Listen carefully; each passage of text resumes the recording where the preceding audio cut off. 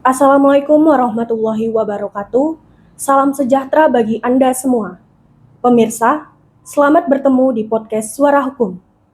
Podcast Suara Hukum bertujuan untuk melakukan edukasi hukum pada umumnya dan hukum ekonomi pada khususnya bagi masyarakat luas.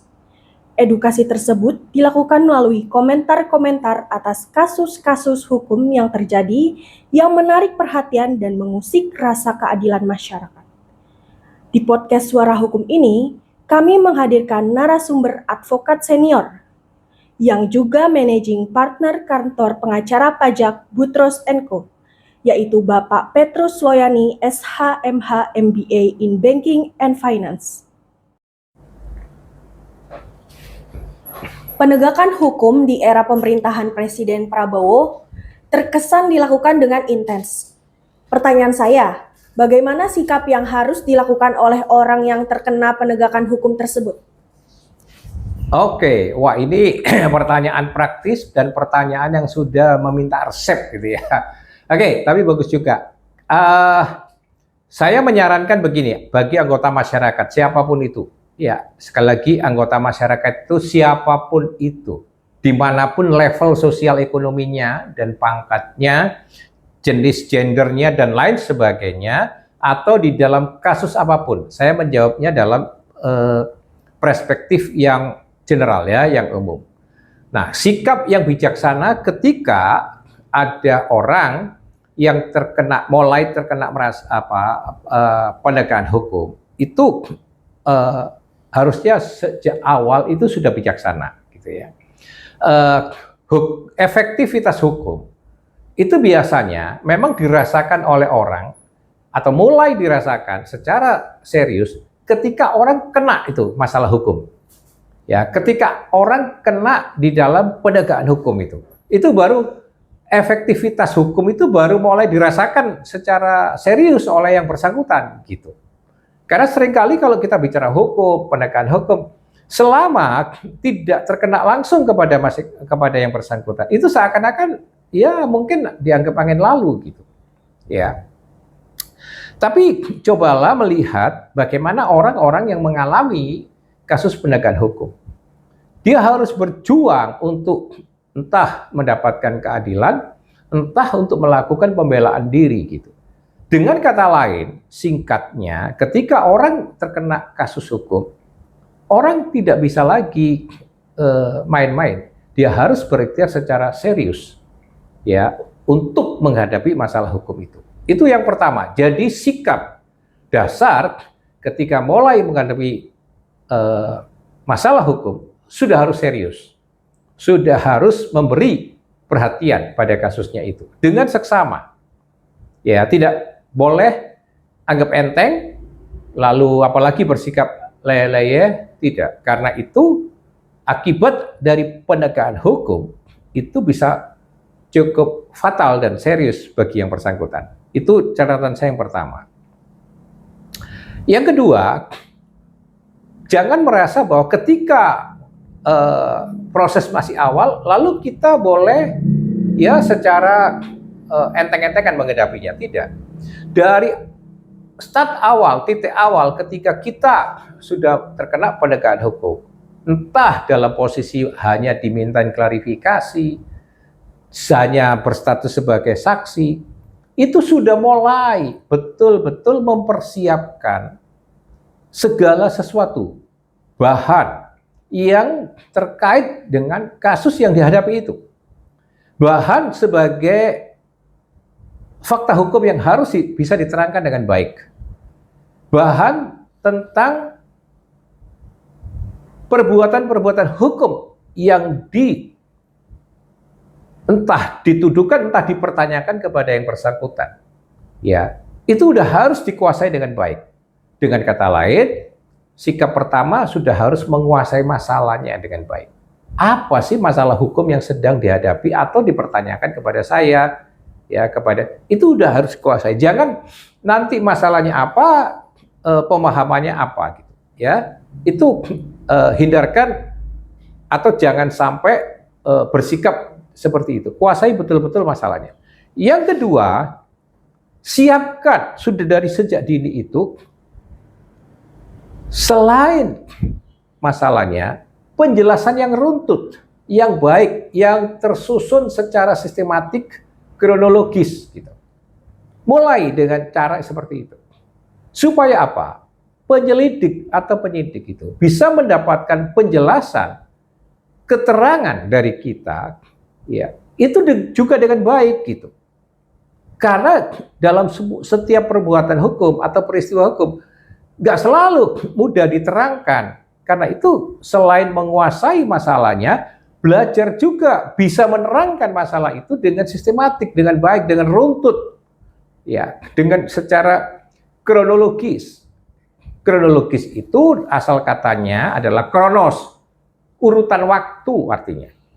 Ya, kronos dalam bahasa Latin itu artinya keurutan waktu. Jadi tersistematik dan terurut menurut runtut, menurut urutan waktu. Nah, yang ketiga, siapkan bukti-bukti untuk menopang penjelasan itu, gitu. Bukti itu macam-macam menurut hukum acara. Kalau itu peristiwa pidana umum, ya ikutin alat bukti yang ditetapkan oleh KUHP, gitu, ya. Mulai dari keterangan saksi dan syukur-syukur kalau sudah punya ahli atau surat-surat dan seterusnya. Ya, jadi itu sudah harus dipersiapkan. Siapa yang bakal menguatkan keterangan-keterangan saya ini, atau apa yang bakal menguatkan keterangan-keterangan saya? Ya, entah keterangan itu dikuatkan oleh saksi, entah dikuatkan oleh surat-surat atau dokumen, ya, atau ya petunjuk itu rangkaian hal-hal atau rangkaian fakta-fakta atau rangkaian peristiwa-peristiwa yang nantinya kalau gabung oleh hakim itu bisa menuangkan menghasilkan petunjuk tentang peristiwa itu. Ya, jadi itu sudah harus disiapkan dengan baik, gitu. Ya. Nah, itu di tingkat dini, ketika orang baru dimintai klarifikasi atau menjadi saksi saja sudah harus seperti itu. Apalagi kalau yang bersangkutan sudah dijadikan tersangka, gitu. Itu sudah harus lebih well prepared, mempersiapkan diri dengan baik, gitu. Ya, dengan kokoh sekali. Harus bisa memastikan dan yakin apakah saya itu nanti bakal dipersalahkan atau tidak. Ya, itu sudah harus memiliki keyakinan itu, perhitungan itu. Menurut analisis secara teknis hukum, secara teknis yuridis, gitu. Ya, itu. Apakah masalah itu akan membawa saya kepada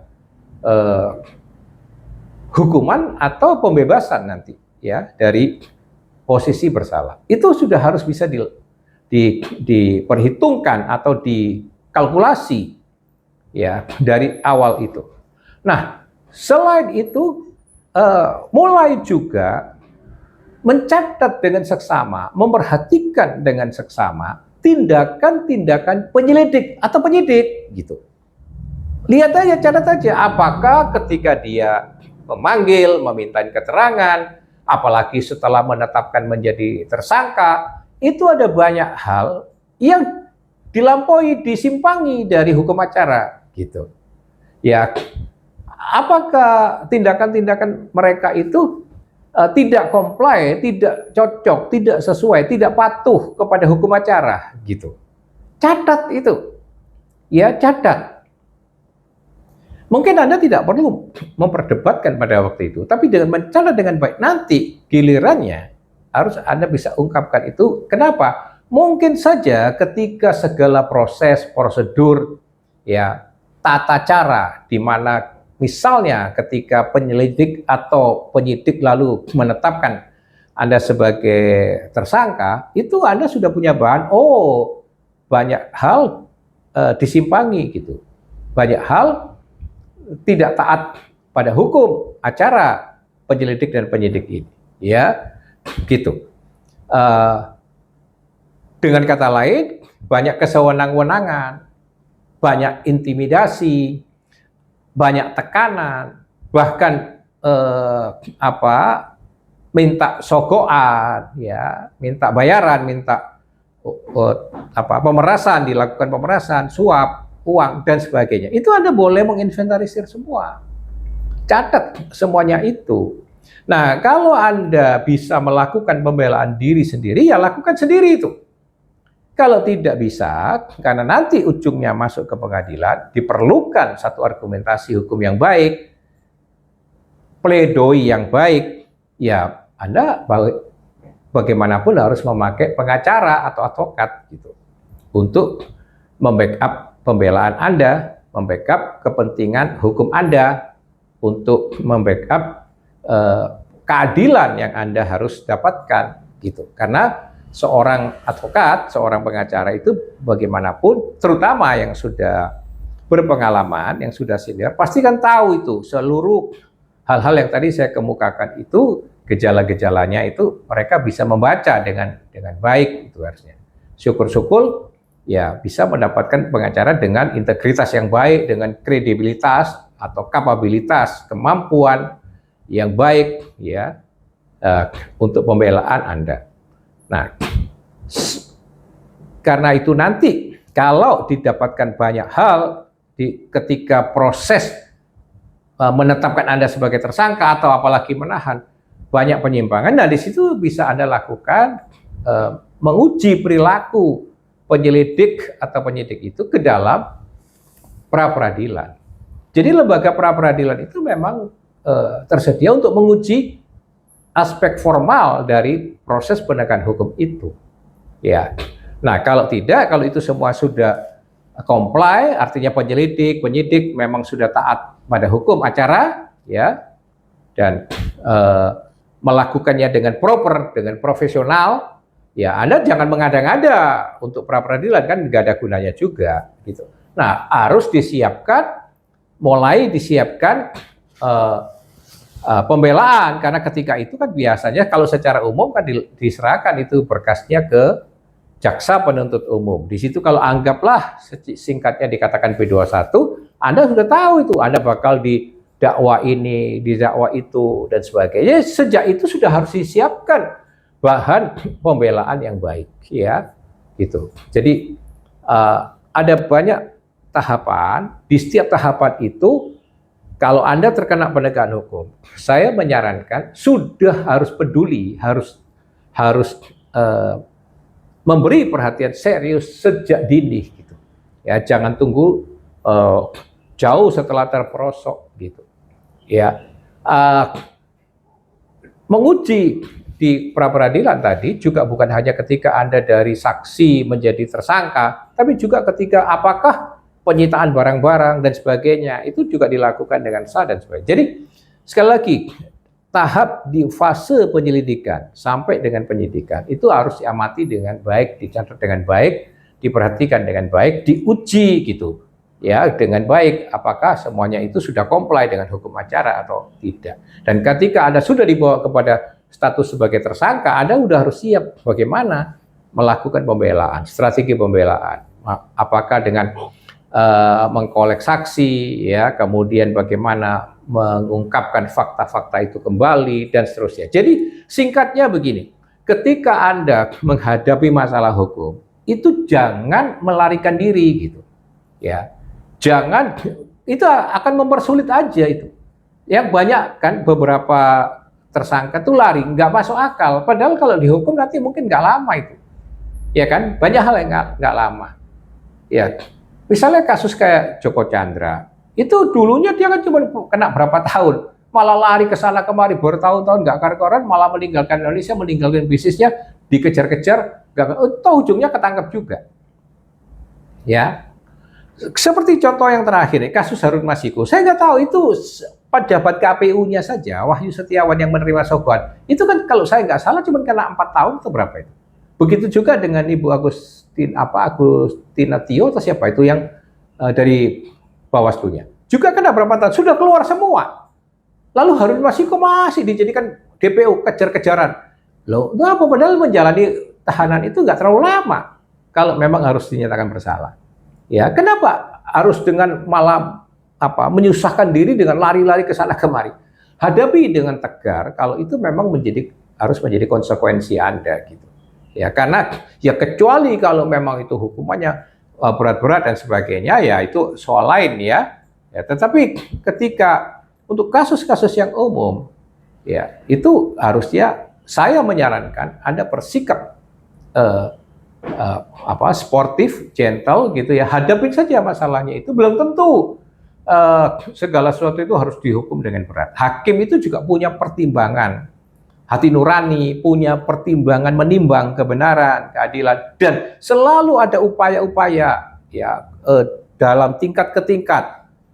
Di mulai pertama ada di banding, ada di kasasi, ada di PK. Jadi berlapis-lapis itu masih bisa menguji vonis dari yang diterima oleh seseorang ketika menjadi terhukum gitu ya. Nah, yang saya mau katakan terakhir, ketika Anda mengalami penegakan hukum, ingat, di fase penyidik, bahkan sampai ke penuntut umum, itu di mindset mereka, di black box mereka, di otak mereka, selalu berpikir presumption of guilty gitu. Selalu mereka akan berpikir bahwa Anda salah, bagaimana dicari Anda itu salah. Itu harus masyarakat sadari gitu. Ketika Anda dikatakan praduga tidak bersalah, itu di hakim itu loh. Hakim itu berpikir yang mulia, yang adil, yang juga memperhatikan segala aspek. Maka dia dalam rangka menjatuhkan vonis untuk hakim yang jujur ya, yang lurus, itu dia akan berpikir betul-betul netral gitu. Melihat fakta persidangan, melihat bukti-bukti. Dengan kata lain, nggak serta-merta di pikiran hakim itu terbentuk persepsi bahwa yang bersangkutan itu salah. Belum tentu. Hakim yang jujur, yang baik, yang adil, itu pasti dia netral, gitu. Nah, persangka bahwa seseorang itu bersalah, itu waktu di penyelidik, di penyidik, di jaksa penuntut umum, ya karena mereka berpikirnya begitu. Kalau Anda nggak disangka salah, ya mereka kan nggak mungkin memanggil, apalagi menangkap, memeriksa Anda, nggak mungkin kan. Dengan adanya memanggil, memeriksa, meminta klarifikasi, menempatkan Anda sebagai saksi, menempatkan Anda sebagai tersangka, dan seterusnya, berarti di dalam pikiran mereka, Anda itu salah, gitu. Jadi dengan kata lain, yang hidup di dalam otak mereka, di black box mereka, itu adalah presumption of guilty. Presumption of innocence itu biasanya pikiran hakim, gitu. Karena dia pengadil. Nah, kita berbicara tentang hakim yang jujur dan adil. Hakim yang memang sadar betul bahwa dia ingin mengimplementasikan keadilan itu bagi manusia, ya, karena dia juga terikat pada bukan hanya kode etik, pada sumpahnya, pada posisinya sebagai wakil keadilan langit gitu di bumi.